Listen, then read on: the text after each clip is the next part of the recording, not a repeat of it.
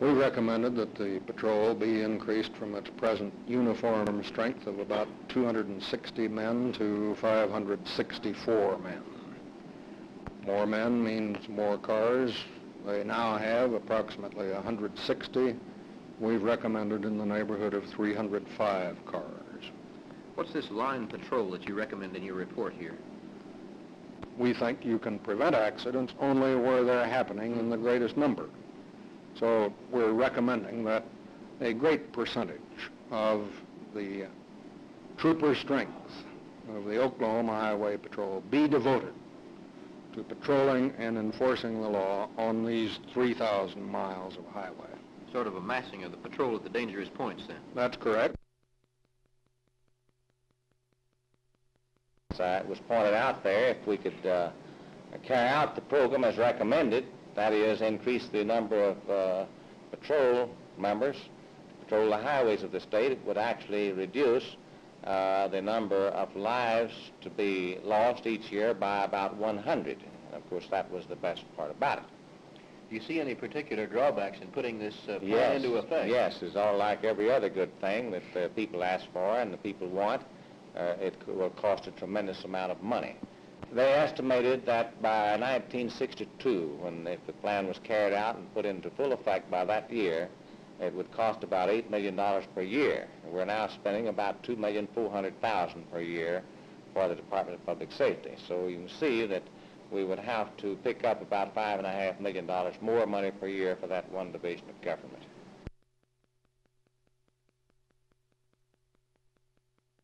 I think it depends entirely on the people of the state of Oklahoma, as expressed by Mr. Ashworth. It's how bad do they want this program, and if they want it, how far will they go to?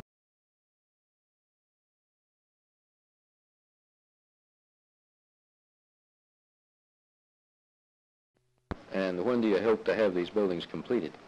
We hope to have them all completed by the 1st of July of 1959, and we hope to have the hangar partially completed, at least so that we can occupy the hangar portion of it by January.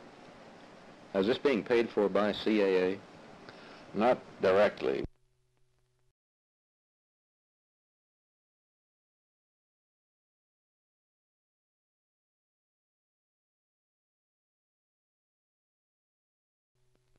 And that has a very definite good effect on the economy of the city, using the motels, hotels, and spending their money here while they're here. And that's a very, very good boost for the city.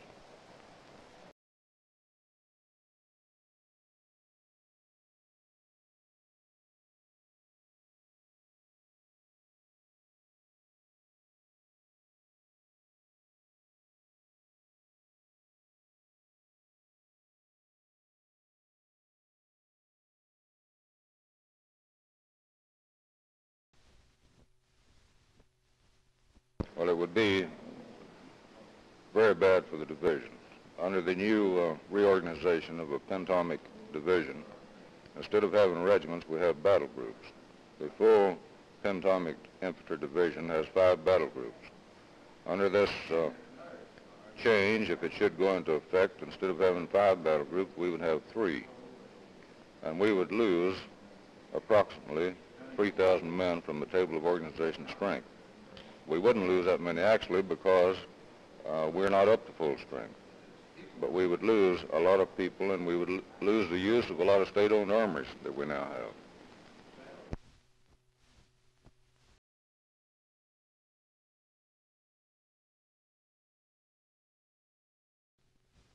The bootleg control system in Oklahoma, the prohibition of alcohol, you can't clean it up in any county with the present bootleg control system. Our young county attorney in Oklahoma County, we consume here 32,000 pints of whiskey a week. Whiskey flows like water over Niagara Falls. Right here in Oklahoma County and every other county in the state, it's impossible. There's only one way, and that's to repeal this idiotic, corrupting bootleg control system which controls this program without regulation, without license, and uncontrolled in any way. As governor, he can do this? I feel that as governor, we can submit a petition for the repeal of bootleg control and the adoption of legal control, specifying the controls, the taxing measures, and telling the people where the taxes go. When we do that, we will have rid Oklahoma of the root of corruption, corruption of youth and officials.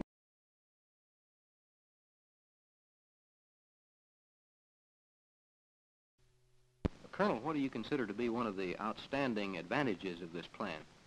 Well, Larry, I think the principal thing that's going to result from this will be the provision of abundant supplies of excellent quality water at a price that industry and municipalities can afford to pay.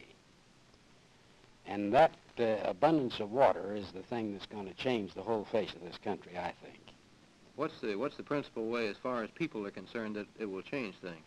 Well, if we have industries in this area, in the first place, these youngsters that we've been educating and paying our money to put them through schools are leaving us. And if we can keep them here, then we'll hold the people in Oklahoma that are probably our greatest asset, and then Oklahoma can grow as fast as the rest of the nation does. Do you think we'll grow population-wise? Oh, I think tremendously. I think that in, say by 1975 or 80 at the latest, we ought to have another 1 million people in this state. Now, how would this providing we have the water, that is. Yes.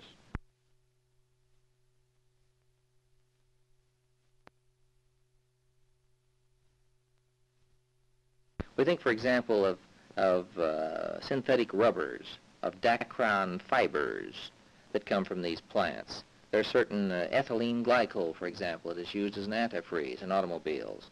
The polyethylenes, a whole vast family of plastics, a little squeeze bottle that you have in the bathroom.